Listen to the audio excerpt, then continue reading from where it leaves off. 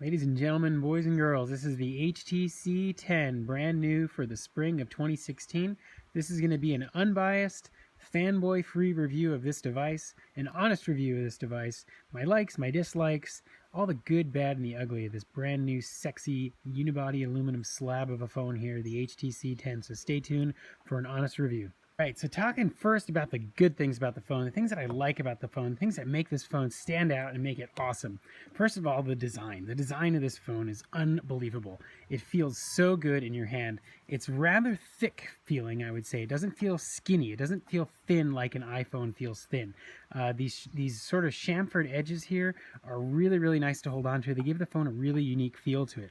And I don't know if you can see it in this video, but the edge of the glass is actually curved inwards towards the area where the glass meets the seam of the metal here, and it gives it a really unique feel, almost like the Galaxy S7 Edge or the iPhone 6 and 6S, but it's different. But it gives it a little bit of charm to it, something that's different than anything else you've seen in any other phones. Size of the phone is fantastic. If you're a fan of my videos and you know how much I like one-handed phones, HTC has gone ahead and made a one-handed phone. The screen I think is 5.1 or 5.2 inches, but really, really nice size phone. Easily able to fit in one hand and one-handed use. Great build. Aluminum is really nice. It's durable. It gets a little bit dinged up if you drop it, and will get scuffs and marks on it. So there's some negative points there, but in general, aluminum phones feel more premium. The camera on the back is right in the center with a dual LED flash and an infrared sensor. Antenna lines do show on this phone here, so if you have a darker model you might not see them as much as you do on this lighter silver color. We do have a micro SIM nano SIM and removable storage here on the phone as well, which is nice. And HTC's gone ahead and added a fingerprint reader to the home button here on the bottom. And this button doesn't actually move, which is kind of unique and interesting. We'll talk more about that later. And they also have capacitive buttons on the bottom too, and a complete redesign from the traditional sort of one series of phones from HTC where you have the big bezels and the HTC logo taking up space. And so HTC fans will really be impressed by that change. Other things about the phone that I like are the speed of the software is unreal. It's got a really current Snapdragon processor in it, lots of RAM to make things run smoothly. The phone feels really snappy and fast in your hand. Applications run quickly, they open fast, close fast, no lag, scrolling is nice and smooth. Overall, the user experience of the software of the phone is really great. The HTC skin on top of Google on this version of this phone is really, really minimal. It's probably one of the most minimal I've seen other than Motorola. Motorola has really minimal skin on their phones too. But everything on top, everything that's overlaid in Android is really, really basic. There's not a whole lot to this. I mean, you can take a look at the app layout here. You can take a look at the home screen layout here. I've turned off blink feed, which is typically on this side of the home screen. You can swipe over and you get a list of kind of current news and events and stuff from your social media. But I actually don't like to use that. So if you look at this phone kind of as is, you can see it doesn't look a whole lot different than stock Android. I mean, there's not a whole lot going on here. Not a whole lot of duplicate apps like Samsung is sort of king of. Samsung has an app for everything that you already get inside Android, and that can get kind of frustrating. HTC's really light on their skin. That's kind of the point. So that's really what I like about it. One other thing that's great about this phone is the battery life. I give HTC a lot of credit for making a phone that's thicker than average, I guess you'd say, or at least, it's not like Apple when they do this crazy thinnest phone on the market thing and make the battery life last half a day. HTC's made a little bit of a chunkier phone here and actually made a substantially better battery. They've put in a battery that lasts easily 2 days. If we look at some of the battery settings here, we'll go to the power and look at my use here. This thing's been 22% it's at 22% right now. And this thing has been going, I want to see the graph here because it's been going for like 2.5 days. And I want to see if we can show you what it's actually been doing. Yeah, 1 day, 21 hours and 33 minutes on battery, and I still have 21% left. I mean, this thing is a beast of a battery. Probably one of the nicer features of the HTC 10 is the battery life. Easily get 2 days of use out of this guy. Now, we'll get into the stuff that I don't like about the phone.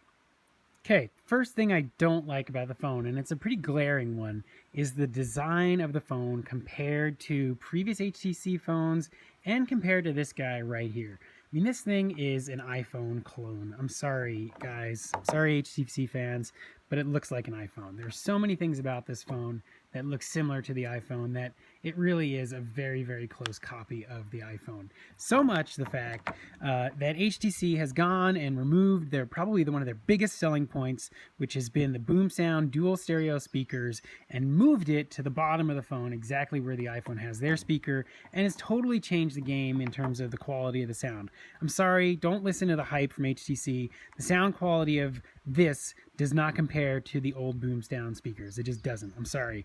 And maybe they had to do that because they wanted to add the home button and rearrange the home screen layout and stuff. So that's fine, but they've gone ahead and done a disservice to their phone design by putting the speaker on the bottom here. The other part of this phone that I don't like in terms of the design is they've changed this home button here layout. And while the home button has good and bad things, it's an iPhone copy. I mean, you have a central home button with a fingerprint scanner. I mean, how can that be any more than an iPhone copy? And they've also added these capacitive buttons, which is like a Samsung copy. You know, HTC used to be a leader in cell phone design. I mean, let me tell you guys a story about how when HTC came out with the Nexus 1, everybody was floored with how good an Android phone could be. Because back in the day, we were all using, you know, I think the original Droid was out back then, which was a piece of crap, and the HTC Magic, which wasn't all that great either.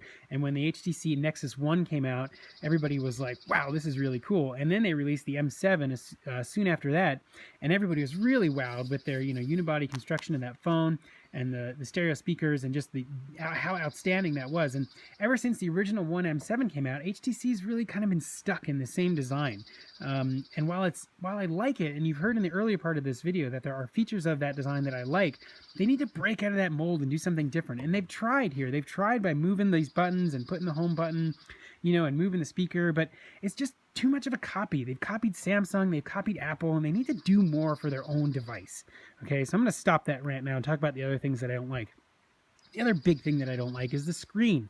You know, it's not Super AMOLED Plus, okay? It's regular standard LCD or some variant of LCD. It's good with color reproduction. It's good quality. But if you look at the brightness and if you look at the color of the screen, it changes. The viewing angles are not that good, okay? As soon as you change the viewing angles, you start getting this weird purple pink cast to it. You know, and you might be able to see that just barely on this, right? But like, it's really annoying that you have a top of the line device here, $699, and your viewing angles are sucky, all right? That's just unacceptable, guys. I'm sorry. The viewing angles on the screen should be better. Another thing that I don't really like about this phone is the camera, okay? Don't listen to the DxO Mark scores. Don't listen to the fanboys. The real world use of this camera is crappy. I'm sorry, it's crappy. HTC has failed again on the camera. It takes okay photos, all right? The photos are just good. They're not great. When you use the camera in real life, you'll see that the photos aren't that great, all right? They should be better for a $700 device. I'm gonna open up a picture here and show you guys one that I just took inside today on my Nexus 5X. And then compare it to this guy here and look at the two of them. And we can give you guys a short little, just a little side-by-side test here, all right? Make sure that this is the right one. But if you look down at this cup, okay, we're going to zoom in here, right? Look at the sharpness here. Look at the sharpness there, okay? Look at the sharpness here. Look at the sharpness there.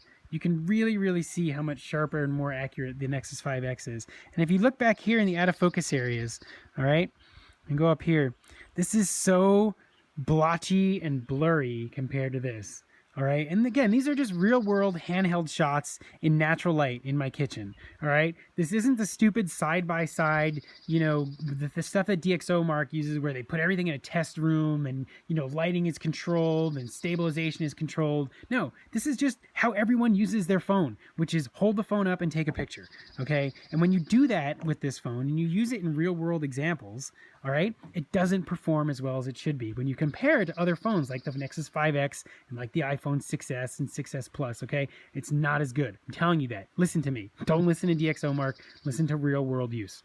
The other thing that I don't like about the phone is, and this is probably the most glaring, is the price. It's $700 unlocked. What are you getting for $700 unlocked? You're getting an average device. You're getting a phone that has high quality components. Don't get me wrong. It's got a great chipset. It's got great RAM. It has a great build, but nothing stands out, right? Nothing makes this phone. You don't hold this phone and go, wow, I've got an HTC and I spent $700 and this is what I got for it. Because if you compare that to something like an iPhone 6s or a Nexus 5X, right? Obviously the iPhone is going to be more expensive, so that's not a good comparison for the cost argument. But at least with Apple, you get the Apple ecosystem, you get all the accessories, you get the great Apple warranty, right?